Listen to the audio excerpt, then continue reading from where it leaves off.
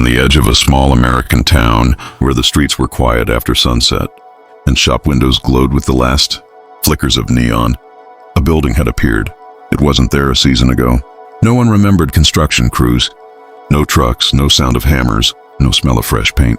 It was simply there, as if it had risen from the ground overnight. The townsfolk whispered about it in diners and barber shops, their words hushed but heavy. It was a museum, or so the black letters on the iron sign declared. The American History of Unsolved Crimes. The letters were sharp, almost carved rather than painted, and at night they gleamed under the streetlights with an oily sheen that made passersby look away. The building itself was imposing, a fortress of dark stone and towering windows that seemed less like glass and more like watchful eyes. Its entrance was framed by twin brass doors that reflected distorted shapes of anyone who drew near. Nobody admitted it out loud, but most people crossed the street rather than walked directly past it. Yet curiosity was stronger than caution. Curiosity always is. The grand opening was announced with flyers, slipped beneath doors and tucked under windshield wipers. Step inside the past, the flyers read. Witness history frozen in time. There was no mention of who had funded the place, who ran it, or why it had chosen this town of all towns. But mystery attracts, mystery pulls. And when the evening came, people gathered in the drizzle, umbrellas raised, coats pulled tight, their eyes fixed on the doors that waited to open. At exactly 6 o'clock, those brass doors swung wide with a groan that seemed older than the building itself. A woman stood in the threshold, tall, dressed in a fitted black suit with gloves that reached her wrists. Her face was pale, her lips thin, her eyes sharp. She wore no name tag. She offered no smile, only words. Welcome, she said, her voice low, steady, rehearsed. Welcome to the Museum of Unsolved Crimes. Tonight, you will see what history has left behind.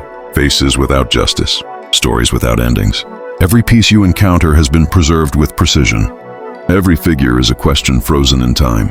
Her tone wrapped around the crowd like velvet, both soothing and suffocating. Then she stepped aside and the visitors moved forward. The air inside was colder than the night outside, unnaturally so. It was the kind of cold that clung to the skin and seeped into the chest, making every breath feel shallow. Chandeliers hung from the high ceiling, crystal droplets catching the dim light in strange angles, casting fractured shadows that stretched and curled along the marble floor. The walls were lined with velvet curtains, deep red and heavy, muffling every sound so that footsteps echoed too loudly, as if the building itself were listening. The first hallway displayed glass cases filled with yellowed newspapers, brittle police reports, photographs cracked with age. Headlines shouted from behind the glass. Local girl vanishes in woods, family found dead in locked house, driver missing, car abandoned. The visitors leaned close, reading the old words, but their reflections overlapped with the photographs inside, blurring the line between the lost and the living. And then they reached the first figure. It stood beneath a spotlight at the center of the hall. A girl, maybe 12 years old, frozen mid-step. Her head was turned slightly, her eyes wide with fear, her lips parted as if she had just gasped. Her hands were clenched into fists, her fingernails jagged, broken, as though she had clawed at something unseen. Her hair was arranged strand by strand, every detail perfect, every imperfection preserved. At her feet was a small plaque. Emily Carter, disappeared 1970, case remains unsolved. Gasps filled the hall. One woman murmured, "It looks real." A man tried to laugh, but it came out thin, uncertain. Children clung to their parents, uneasy, though they couldn't explain why. The next exhibit was worse. An older man sat behind the wheel of a half-sculpted car. His face was twisted, his eyes bulging, his mouth open in a scream no one would ever hear. His hands gripped the wheel so tightly the knuckles shone white, veins carved beneath the skin. The placard read, Thomas Bailey, abandoned vehicle discovered 1984, driver never found. The visitors moved slowly now, each step heavier than the last. The museum was not simply showing history, it was reanimating it. A woman stood at a payphone, the receiver dangling from her hand, her eyes wide with terror. A boy in pajamas stood at the top of a staircase, his head turned sharply, as though someone had whispered his name in the dark. A family sat at a dinner table, plates untouched, every one of them staring at the same empty chair. The silence deepened with each room. Even the teenagers, who had entered laughing and nudging one another, had grown pale and quiet. The chandeliers flickered. The velvet curtains seemed to stir, though there was no draft. And in the stillness, some visitors swore. They heard faint sounds, a creak of wax shifting, a breath escaping lips that should not breathe. Finally, they entered the central hall. It was circular, lined with mirrors that reflected the visitors 100 times over. At the center, beneath the pale light, stood the most unsettling figure of all. A man, face contorted, one hand raised to push something away, the other clawing at his throat. His eyes glistened with pain, veins swollen, skin stretched tight. On his cheek, a single tear rested, so perfectly formed it seemed as though it might fall. The plaque read, "Subject unknown. Found 1992, no records. No explanation." The visitors froze. Some turned away instantly. Others stared, unable to look elsewhere, caught by the sheer detail, by the lifelike agony carved into stillness. One teenager whispered, "That's not wax." His friend hissed at him to be quiet, but the words lingered in the cold air, heavy, dangerous. The woman in the black suit appeared again, though no one had seen her enter. She stood at the edge of the circle, her hands folded neatly. Her voice was calm, but it carried across the room with unnatural weight. "Every exhibit you see here is more than art," she said. "They are stories without endings. They are the faces of mystery, shadows carved from silence. We keep them here so the past is never forgotten." Her eyes scanned the crowd, pausing on each face, her gaze sharp as glass. For a moment, more than one visitor felt as though they were being measured, weighed and found wanting. The tour continued, but unease thickened. Whispers spread. Some claimed the figure's eyes had shifted, following them as they passed. Others said they heard faint footsteps in the halls, though no one walked behind them. Parents hurried children along, their voices tight with fear. Couples held each other's hands with bruising force. When they finally reached the exit, the rain outside had turned into a downpour. The brass doors closed behind them with a heavy thud that rattled in their chests. The visitors spilled into the street, their umbrellas blooming like black flowers, their breaths visible in the cold night air. They muttered to one another, trying to shake off the unease. They told themselves it was clever art, just wax, nothing more. But as they walked away, not one of them could rid themselves of the same thought.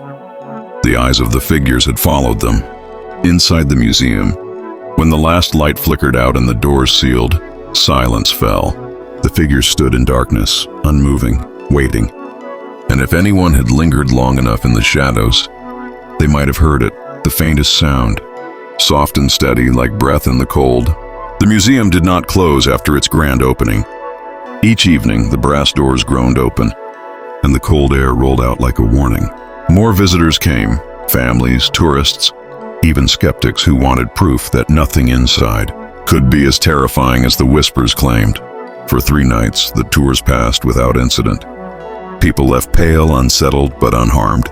The wax figures stood in silence, their glassy eyes fixed, their bodies frozen. The town began to relax, telling themselves it was only an attraction, nothing more. But on the 4th night, something shifted. It was near closing time. The rain had thinned to a mist outside, and the chandeliers inside flickered with a dull, weary glow. Only a handful of guests remained, moving through the last exhibits with hushed voices. A security guard named Daniel trailed behind, arms folded, his boots echoing softly on the marble. He had worked there only a week, but already hated the job. The cold air clung to him no matter how many layers he wore.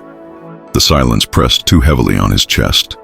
And worse, he swore the figures stared when he passed.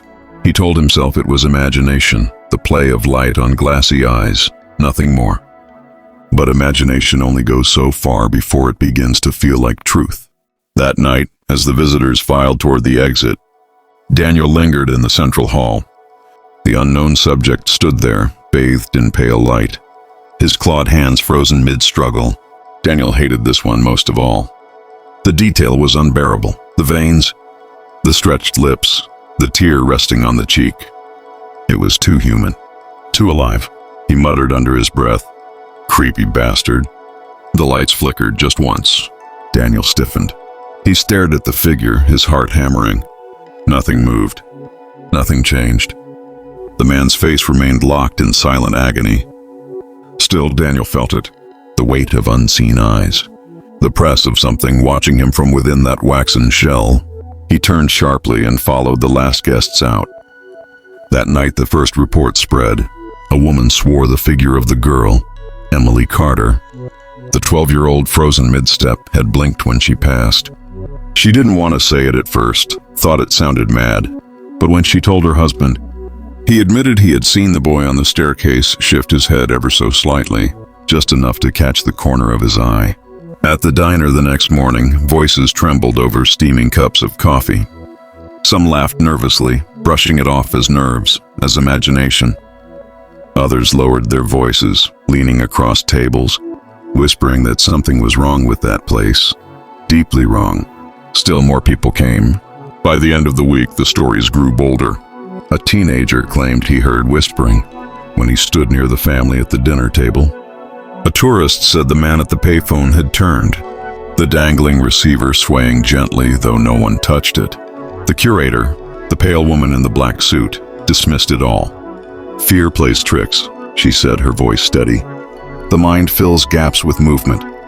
Wax does not breathe. Wax does not see." But Daniel knew better. It was a Friday night when it happened. The museum was nearly empty, the marble halls echoing with silence. A storm howled outside, rain slashing the windows. Daniel walked his patrol, flashlight beams sweeping across each exhibit. He forced himself not to look too long into the eyes of the figures. When he entered the hall of the family dinner, he stopped cold. The chairs were slightly shifted, plates askew. The empty chair, the one they were all staring at, now had a fork resting across the plate. He froze, breath caught, his pulse thundering in his ears. He raised his light, hands trembling. The father's eyes were no longer fixed on the chair. They were fixed on him. Daniel stumbled back, his flashlight clattering to the ground.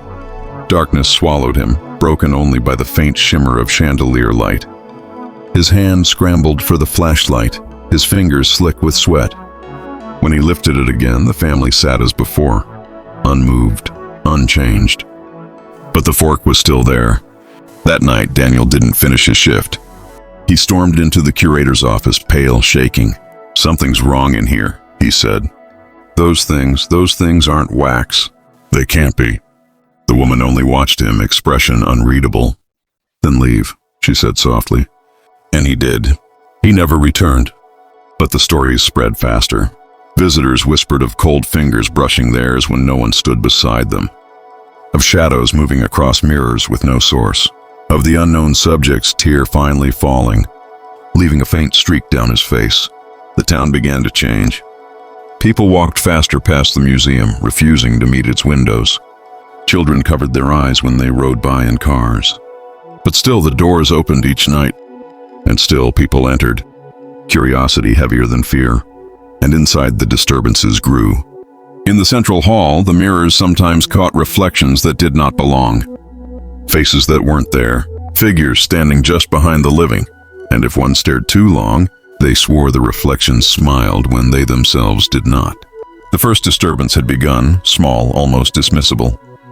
But already the museum was stirring, restless, hungry, and the wax was no longer still. The town changed after the first disturbances. What began as whispers turned into silence, the kind of silence that weighs on streets, that presses against windows at night. People avoided the museum, yet still it stood, its doors glowing faintly in the darkness, always open, always waiting. The first disappearance came quietly. A boy named Thomas Baker never returned home from school. His bicycle was found abandoned near the town square, wheels still spinning, as if he had simply vanished mid-ride. Police searched every alley, every creek, every stretch of road. Nothing. 2 nights later, he appeared. In the museum. He stood at the far end of the staircase exhibit, one hand clutching the banister, his mouth open in a scream that would never escape. The likeness was exact, his striped shirt, his torn sneakers, even the freckles scattered across his nose. Parents rushed to see. The mother fainted. The father clawed at the glass, screaming for someone to answer. But the curator only shook her head. "An addition," she said. "Art evolves." The town broke. Whispers turned into dread. Parents pulled children from the streets. Shops closed early. Curfews returned like a sickness spreading through the air. And still, each week someone disappeared. A young couple on their way home from the theater. A taxi driver who never finished his night shift. An old woman who tended her garden at dusk. And every time, without fail, the museum grew. The figures arrived overnight, never witnessed, never delivered. Yet there they stood the next morning, frozen, perfect, trapped in their last moments of terror. The family at the dinner table now had company. The empty chair was filled. The missing daughter sat rigid, fork in hand, tears streaming down waxen cheeks. Her parents' faces, once blank with anticipation, twisted into grief that mirrored the family who had come to see them. The man at the payphone was no longer alone. A second figure now stood across from him. A woman clutching her purse, her mouth locked in a silent plea. And Thomas Baker, the boy on the staircase, was no longer screaming alone. 3 more children joined him, each with the same frozen terror, their faces turned toward the exit as if they had almost escaped. The curator offered no explanation. "The exhibit must reflect life," she said, her voice steady, her hands folded neatly. "And life is fleeting." Daniel, the guard who had quit after that first night, tried to warn them. He spoke at the diner, his voice trembling, his hands restless. He told them the figures moved. He told them they weren't wax. He begged them to close the place before more were taken. But the sheriff shook his head. No evidence, no proof, only fear and stories. Yet proof came, again and again. On the 7th week, the sheriff himself vanished. His cruiser was found parked in front of the museum. Door open, key still in the ignition. Inside, on the central platform, a new figure stood. Uniform crisp, badge gleaming, eyes wide with the shock of betrayal. No one spoke of it aloud, but every person who entered the hall knew the truth. The museum was taking them, and still the doors opened at night. The building pulsed with a presence that could not be ignored. Visitors described the air as heavy, as if each breath carried dust from the lungs of the dead. They felt watched, surrounded by countless unseen eyes. Some swore they heard faint knocking from inside the figures, desperate fists pounding against glass and skin. Others claimed they saw condensation form on the glass near the mouths of the exhibits, like shallow, terrified breaths. By now the town lived in constant fear. Parents locked children inside. Strangers avoided each other's eyes. But curiosity, dark, dangerous curiosity, still drove some to enter. And those who entered did not always return. The pattern was undeniable. Each disappearance fed the museum. Each figure fed the terror. And the collection grew with merciless precision, room by room, hall by hall, until there were no longer enough words to call it coincidence. The museum was alive and it was hungry. By the time the sheriff vanished, the museum was no longer just a building. It was an infection. Fear seeped through every corner of town, soaking into walls, into conversations, into dreams. The streets emptied before sunset. Families barred their doors, whispering prayers to houses that felt too fragile to keep the darkness out. The rumors came quickly, multiplying like shadows at dusk. Some said the figures weren't statues at all. They were bodies coated in wax, preserved in their final breaths. Others swore they were alive inside, trapped behind their own unmoving eyes, screaming silently while the world stared. Teenagers dared each other to go inside, to stand face to face with the unknown subject, to see if the tear on his cheek would fall. Some came back pale and shaking, unable to speak. Some never came back at all. And when new figures appeared, the names matched. The town no longer trusted itself. Neighbors eyed each other with suspicion. Every absence was a warning. If a man missed work, if a woman skipped church, whispers filled the air. They're gone. The museum has them now. The diner, once loud with chatter, grew quiet. People spoke in half sentences, careful not to linger on the subject too long, as if naming it gave it strength. Yet the fear twisted their words, pulling stories darker and darker. One man swore he saw figures moving in the windows after hours. Dozens, maybe hundreds, pressed against the glass, watching the streets. A woman claimed she heard voices calling her name when she passed. Soft, pleading, as if from deep underwater. Another said the curator never aged. She looked the same in photographs from decades ago. Always the pale woman in black, always standing just behind the collection. Her eyes hollow, her smile thin. The town's children dreamed of the museum. They woke crying, speaking of hallways they'd never walked, rooms they'd never seen, yet describing them in perfect detail. Parents hushed them, held them, but the fear grew heavier. It was no longer just what the museum took. It was what it gave back. Animals fled the area. Birds no longer perched on the museum roof. Stray dogs howled and scratched at doors, refusing to go near the block. The trees around it withered, their branches curling inward as though recoiling from something unseen. In the air, God, the air. People said it carried a taste of metal, sharp and bitter. Others said it smelled faintly of candles burning, though no smoke rose from the roof. Those who lived nearest swore they heard faint footsteps echoing across empty streets at night, slow and deliberate, circling their homes. The rumor that spread fastest, though, was the simplest. The museum was not just haunted. It was feeding. Each disappearance strengthened it. Each whispered fear fattened it. And the more the town spoke of it, the stronger it became. But silence brought no safety. On nights when the town tried to ignore it, when no one dared mention its name, people woke to find scratches carved into their doors, long gouges across wood and paint. Some woke to their windows open, curtains fluttering, though they swore they had locked them tight. One man woke to find wax smeared across his walls, thick, oily streaks that dripped like blood. He moved the next morning, abandoning his house. The town fractured. Half wanted the place burned to the ground. The other half whispered that destroying it would only unleash what was inside. What if the fire melted the figures, released whatever souls were bound within? What if it made things worse?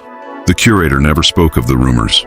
She appeared each evening as the doors opened, her steps soundless on the marble floor, her pale hands folded before her. Visitors described her as calm, too calm, her eyes shining faintly as though reflecting flames no one else could see. When asked about the disappearances, she simply tilted her head. "The museum takes what it needs," she said. That answer spread fastest of all. By then, no one doubted the pattern. It had taken children, adults, officials, strangers, friends, and each figure, each new addition, stared at the town with silent accusation. Still, some could not resist. Curiosity clawed at them in the dark. People who had sworn to stay away found themselves drawn to the glow of the museum at night, as if something called to them. They entered whispering promises they would only look, only stay a moment. But many never walked out. Those who did return were not the same. Their eyes lingered too long on empty spaces. Their voices dragged low and monotone. Some stopped speaking altogether, their silence heavier than words. And days later they disappeared as well. The town kept count, though no one dared say the number aloud. Each loss etched deeper into their faces, and still the doors opened. Rumors became reality. The museum was alive, and the town, whether it admitted it or not, was dying with it. It began with the journalist. Her name was Claire Holloway, a writer from the city. She arrived in town with a notebook, a camera, and a fire in her voice. Where the townspeople whispered, she demanded answers. Where they looked away, she stared straight at the museum's doors. "Truth doesn't hide," she said. "People do," the town warned her. They told her about Thomas Baker, about the sheriff, about the curator who had watched them all vanish. They begged her not to go inside. She smiled.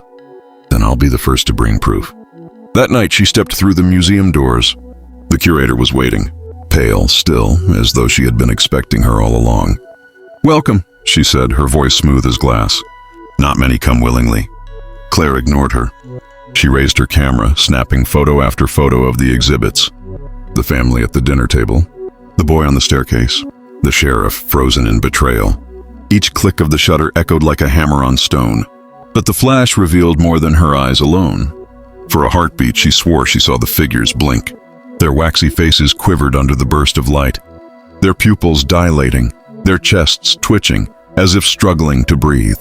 And when the flash faded, they stilled again, trapped, silent, begging in the only way they could, through the terror carved into their features. Claire's hands shook, but she did not stop. She pressed deeper into the museum, each photograph brighter, harsher, revealing truths no one dared speak. The walls breathed. Every corridor seemed to shift when the light returned, growing longer, darker. The ceilings curving overhead like ribs enclosing a heart. And the floor, God help her. The floor pulsed faintly beneath her boots, as if blood still flowed through veins buried under marble. She reached the main chamber. At the center stood a towering figure, cloaked in shadow. It was not wax. It was not human. Its surface shimmered like melted candlelight, its shape bending, unfinished, alive. Around its base, dozens of glass cases stretched into the dark, each one holding something half-formed, hands pressed against glass from inside, mouths wide in screams that no sound could escape. Eyes rolled frantically in sockets that begged for release. These were not statues. These were people. Claire staggered back, her breath ragged, her camera trembling in her grip. "Dear God," she whispered. The curator stepped from the shadows. "Not God," she said softly. "Art." Claire raised her camera again, the flash exploding against the dark. For the briefest moment, the looming figure twisted toward her, its surface rippling, countless faces writhing across its body. And then she understood. The museum was not collecting them. It was consuming them. Every figure was a husk, a shell drained of its life. Their essence, their fear, their suffering fed the thing that pulsed at the center. The curator was not its master. She was its servant. "Why?" Claire demanded, her voice breaking. "Why them? Why anyone?" The curator's smile was thin, brittle. "Because fear is the purest offering, every scream carved into wax, every soul bound in silence. It feeds creation. And creation must live." Claire's flash flickered again, and this time, she caught what had been hidden. The curator's reflection was not her own. Her skin shimmered, her face melting and reforming, the truth bleeding through like oil through water. She was not ageless. She was not human. She was part of it. The museum groaned, its walls trembling, the floor beneath Claire vibrating with hunger. Figures in the glass began to rattle, pounding their fists, clawing with broken nails, their eyes locked on her as if she were their only chance. She turned to run. The curator's voice followed, calm and cold. "You cannot carry the truth out. The museum keeps what it needs." Claire sprinted through corridors that shifted and bent, hallways twisting like a maze designed to trap. Behind her, footsteps echoed, too many, too heavy, too close. She snapped photos blindly, the flash burning glimpses into her mind. A child's face pressed against glass, blood smeared across her teeth. A man's hands reaching, fingers bent at impossible angles. A woman's eyes rolling wildly, tears suspended midstream. The walls closed in, but then suddenly an exit. Claire burst into the night, gasping, the cool air striking her like salvation. The door slammed behind her, sealing the horror inside. She collapsed onto the pavement, clutching her camera like a relic. The townspeople found her hours later. She was alive, but her eyes were wide, her hand shaking too violently to hold a pen. She spoke in fragments, her voice cracking, her words a string of madness. "They're alive. They're all alive." When they developed her photographs, most were black. Some were blurred streaks of light, but a handful, just enough, revealed the truth. The sheriff's eyes wet with tears, the boy's lips parted in a scream, the glass cases filled with faces contorted in agony. Proof. But proof brought no safety, because the final photograph, the one she didn't remember taking, showed her own reflection in the glass, and behind her a pale hand reaching out. The night the museum awakened, the town itself seemed to hold its breath. It began with a hum, low, steady, almost like the vibration of wires in the walls. The street lamps flickered. Houses trembled, and from every window, people turned their eyes toward that one building in the center of town. The museum glowed, not with fire, not with electricity, but with something older. The light pulsed through its windows like a heartbeat, each throb sending shadows crawling across the streets. Inside, the exhibit stirred. The family at the dinner table twitched first. Fingers curled, forks clattered to the plates. Their heads jerked, stiff movements breaking the illusion of wax. One by one, their eyes rolled upward, and their mouths opened, not in screams, not in words, but in silence, as if the sound had been stolen long ago. The boy on the staircase bent forward. Knees creaked. His hand slipped from the banister, nails dragging, leaving shallow grooves in the wood. His frozen terror shifted into motion, his lips trembling with a cry that never fully came. The sheriff, badge gleaming under the ghostly light, turned his head. His eyes, locked in permanent shock, now darted. His jaw clenched. His breath returned as a ragged rasp that echoed through the halls. And the museum, the building itself, breathed with them. The walls expanded like lungs. The floor shuddered, rising and falling in rhythm. Dust shook free from the rafters, spiraling down like ashes from a fire. Doors that had been locked for decades swung wide. Windows fractured outward, spilling shards onto the streets. And from the cracks in the foundation, a sound rose. A deep, guttural groan, like the earth itself was speaking. The people of the town gathered in terror, yet no one dared to run. They stood paralyzed as the figures inside began to move toward the glass. Hands pressed outward, palms slapped. Fingertips smeared condensation across the surface. Some pounded, desperate to be free. Others caressed the barrier, as though inviting those outside to join them. But the glass did not shatter. Instead, it dissolved, melting away into air, leaving nothing between the prisoners and the night. They stepped out, rigid at first, like puppets pulled by tangled strings. But then slowly they learned. Feet dragged, stumbled, then steadied. Eyes darted, mouths opened, throats strained until finally, their voices returned. The sound tore through the streets. Every scream they had been denied burst free at once. Dozens of voices raw with pain, anguish, fury, all screaming in unison. A sound not of humans, not of ghosts, but of something caught between the two. The townspeople broke, some fled, some dropped to their knees. Some clamped hands over their ears. But nothing silenced the wave of horror that rolled through every street. And through it all, the curator watched. She stood in the doorway, pale and still, her lips curled in a quiet smile. But her eyes, those empty, endless eyes, were no longer her own. They burned with the same light as the building, the same pulsing rhythm that shook the ground. Because she was no longer a woman. She was the mouthpiece. And the museum, awakened, spoke through her. "This town is mine," she whispered, her voice both singular and infinite. "Your lives, your fears, your screams, mine. You have fed me. You will feed me still." The ground split. Cobblestones cracked. Iron lampposts toppled into the earth. From beneath the museum, something vast began to rise. Its shadow engulfed the street, its form indescribable. A shifting mass of faces, limbs, bones, all woven together into one endless body. The figures that had escaped the halls turned not to the curator, but to it. Their screams changed, bending into worship, their terror transforming into obedience. They fell to their knees, arms lifted, offering themselves again to the monster that had birthed them. And the people of the town, they were no longer onlookers. One by one, their feet moved forward. Eyes blank, jaws slack, they walked toward the glow, toward the shifting mass. Mothers carrying children, men gripping nothing but air, the elderly dragged by unseen strings. The museum did not take them by force. It called them, and they answered. Inside the building, space warped, rooms twisted into endless corridors, staircases folded upon themselves, doors led back into the same chambers. The people entered, and the museum swallowed them whole. No cries escaped this time, no pounding fists, no shattered glass, only silence. Until the silence itself became heavy. And then, from every window, faces appeared, dozens, hundreds, eyes wide, mouths pressed against the glass, skin stretched thin by desperation. They pounded, clawed, screamed silently, a chorus trapped between existence and erasure. The town was gone, street by street, house by house, every light extinguished. No voices remained, no life stirred, only the museum glowing faintly in the darkness. Its halls now swollen with new exhibits, new terror, new flesh. And far beyond, in the next town over, a rumor began.